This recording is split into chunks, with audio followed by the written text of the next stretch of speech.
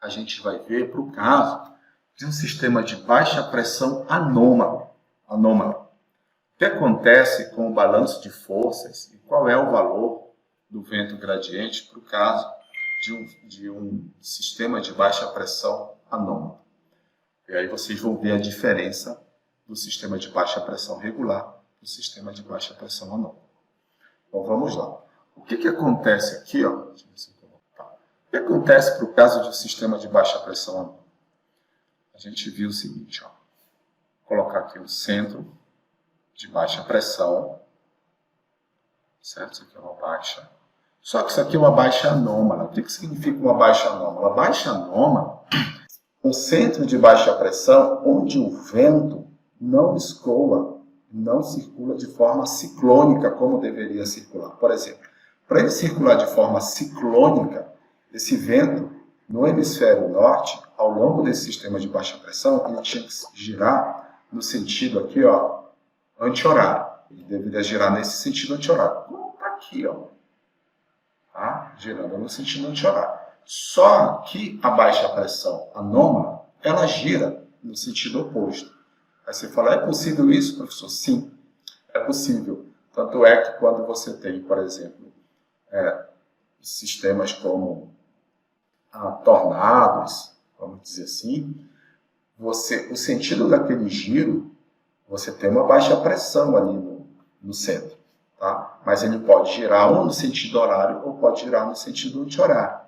Só que a gente vai ver que no caso de um tornado, o balanço de forças é outro, não é o balanço de forças gradiente. Mas o que a gente vai ver aqui para exemplos, para simplificar, né, para questões de exemplos, a gente vai trabalhar com um sistema de baixa pressão anômalo, sendo aquele sistema de baixa pressão cujo movimento, cuja rotação se dá opostamente à rotação que a gente está acostumado a ver para centros de baixa pressão.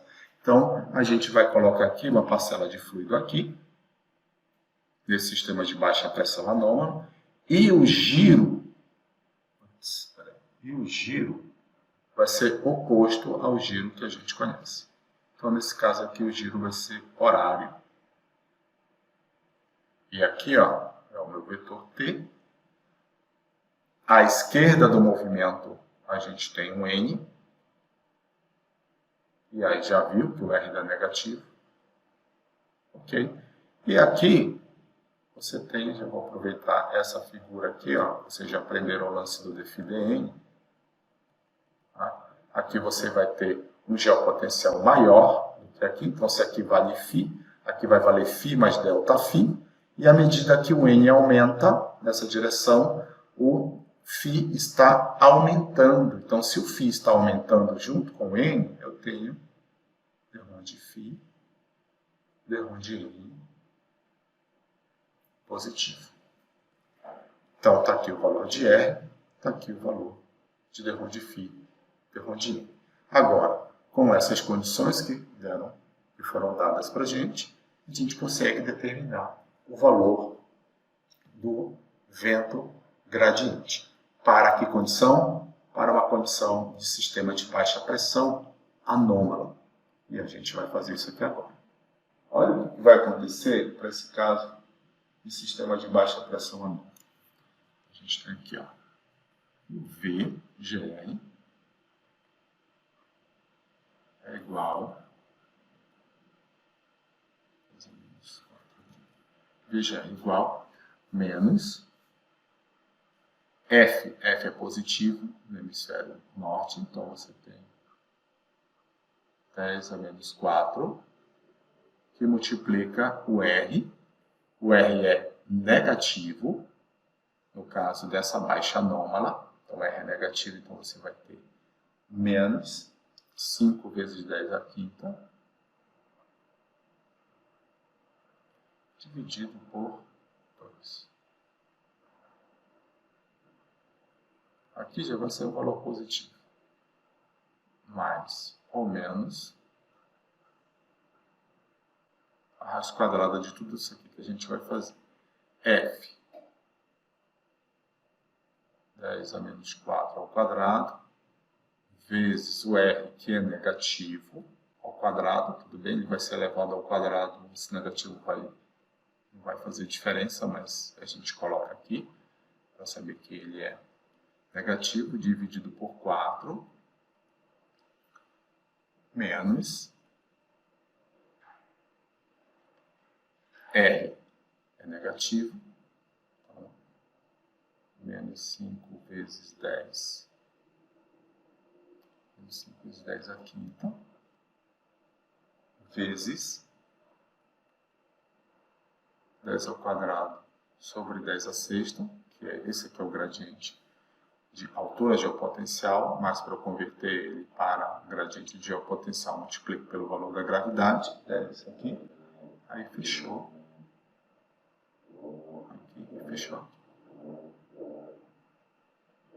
raiz quadrada de tudo isso. Então a gente vai ter o seguinte aqui, ó, VGR, ele vai ser igual a 25, sai daqui o valor 25, mais ou menos 33,54. Então a gente vai ter um VGR linha igual a 25 menos 33,54, perdão, que é mais ou menos 25 mais 33,54, que vai sair 58,54. E aqui a gente vai ter o valor de VGR duas linhas igual a menos 8,54 metros por segundo. Metros por segundo, vendo isso? Então aqui, ó, V linha de GR, né? Vento gradiente linha aqui deu 58,54 metros por segundo. E a segunda solução deu um valor negativo. Então isso aqui é uma solução que não é possível fisicamente. Então a gente fica com essa solução aqui para VGR, mas é um valor muito alto para esse gradiente de pressão que foi dado aqui, 58,54, e aí esse sistema é chamado de baixa anômala. Ok? E essa baixa anômala, ela é caracterizada aqui, como a gente está vendo, com velocidades muito altas, relativamente altas, porque quando a gente fez a outra baixa regular não chegou a esse valor. E aí a gente tem também que o giro dessa baixa pressão, ele é oposto ao giro que a gente conhece como sistema de baixa pressão. Então aqui, ó, como é que é o sistema de forças ao longo de um sistema de baixa pressão anômalo. Então, vejam aqui que o vento essa seta indica aqui um vento bem mais alto do que na baixa regular, estou trabalhando no hemisfério norte.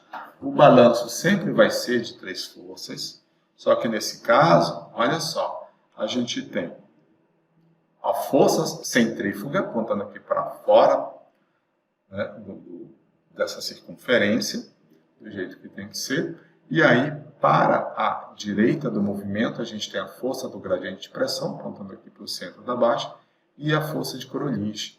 Nesse caso aqui você tem, né, deixa eu ver se eu coloquei isso aqui ou não. Você tem aqui que a força centrífuga ela é igual à soma de outras duas forças, né? A força do gradiente de pressão e a força de Korolysch. Então, individualmente, a força centrífuga ao longo de um sistema de baixa pressão anômalo, ela é maior do que a força do gradiente de pressão e a força de Korolysch. Então, aqui está R negativo, define em positivo.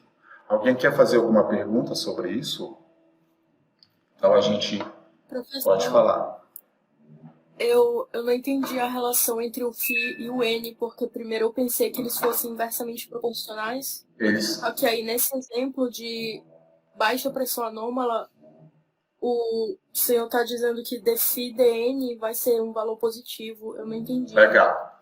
Geralmente essa confusão acontece quando a gente não segue corretamente a direção do N. Porque quem vai dar esse valor positivo ou negativo é essa relação de φ com N. Então vamos lá, deixa eu pegar aqui. Ó.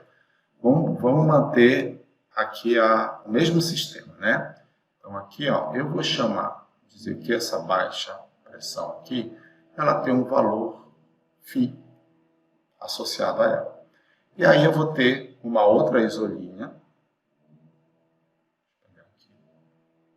uma outra isolinha de pressão, que aí, ó, à medida que você se afasta da baixa, o que vai acontecer com o seu geopotencial? Vai aumentar ou vai diminuir?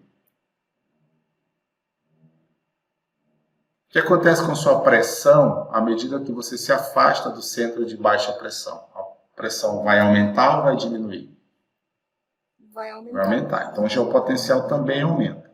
Tá? Então, aqui você vai ter um φ mais um ΔΦ. Correto? Você está se afastando do centro.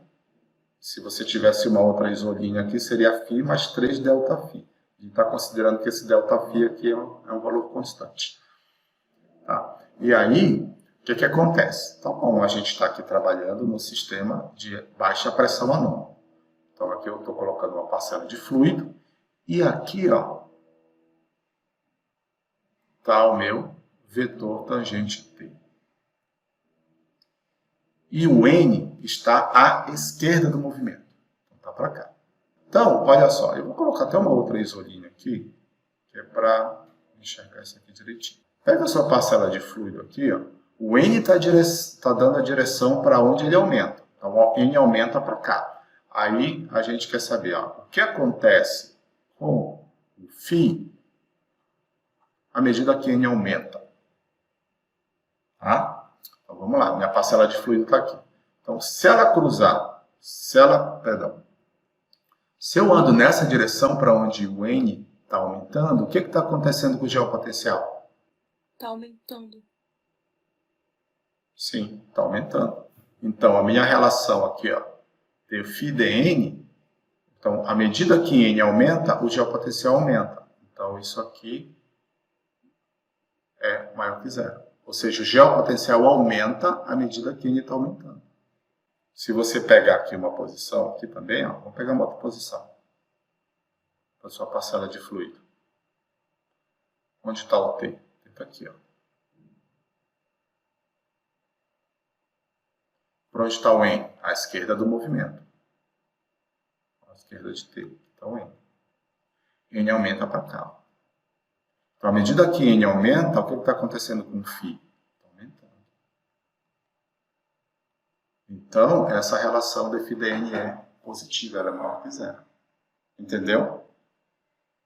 Entendi, sim. Tá? Então, você sempre tem que olhar para o seu N. Olha, eu coloquei o meu N está apontando nessa direção. Agora eu tenho que ver o que está acontecendo com o geopotencial. Se o geopotencial está aumentando, para onde N está aumentando, então o φ dN é positivo. Se o meu geopotencial está diminuindo, para onde o meu N está aumentando, aí a relação é inversa. O lance é que esse N aqui, ó, ele pode apontar tanto para fora do centro de curvatura, como pode apontar para dentro. E o N positivo é para onde ele aponta. Então não tem essa, N sempre é positivo para a direita ou para a esquerda. Em coordenadas naturais, o N é considerado sempre positivo para a esquerda do movimento. Mas aqui, para você achar essa relação de dφ dN, você tem que fazer isso que eu fiz. Aqui, vamos ver o outro que está lá. Ele é diferente. É aqui, ó, que o N aponta para dentro.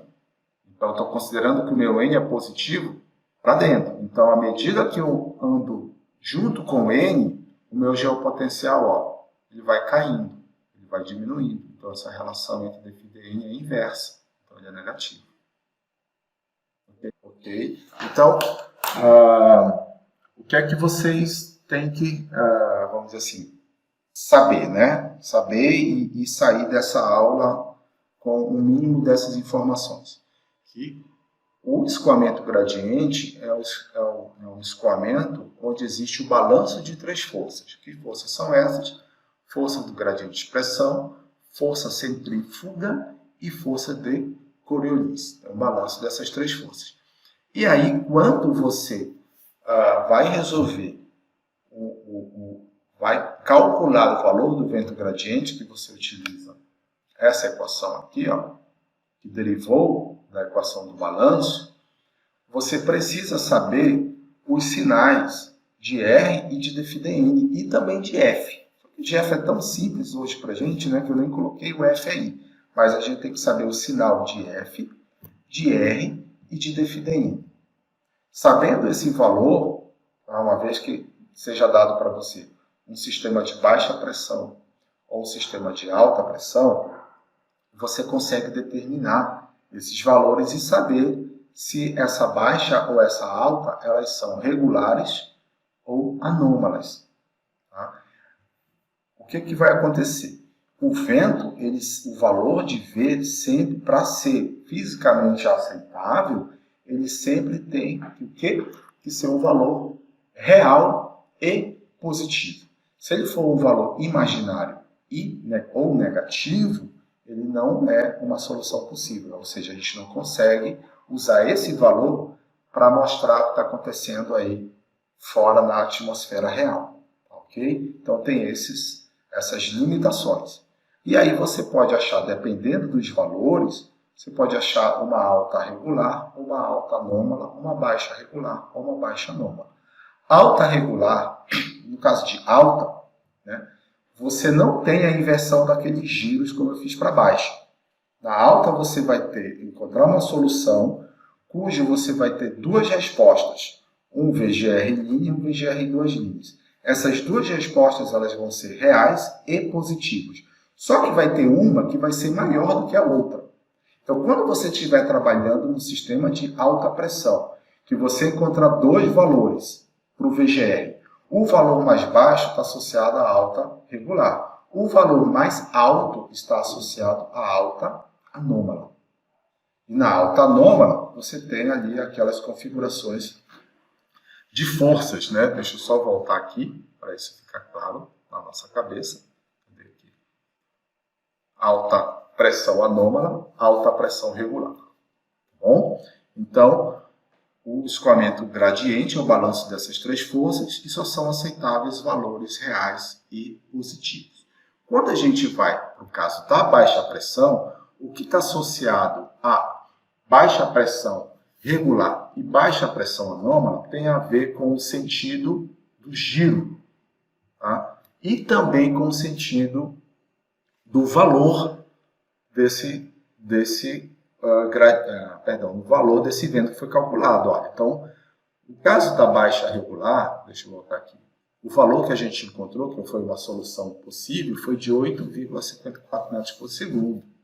E no caso da baixa anômala, o valor foi muito mais alto, 58,54. Tá? E a gente está considerando que esse valor ele é anômalo. E aí, anômalo também nesse sentido do giro que eu mostrei para vocês aqui, que é um giro oposto ao que a gente conhece. Tá? Então, isso é o que vocês têm que sair, por exemplo, dessa aula com isso na cabeça.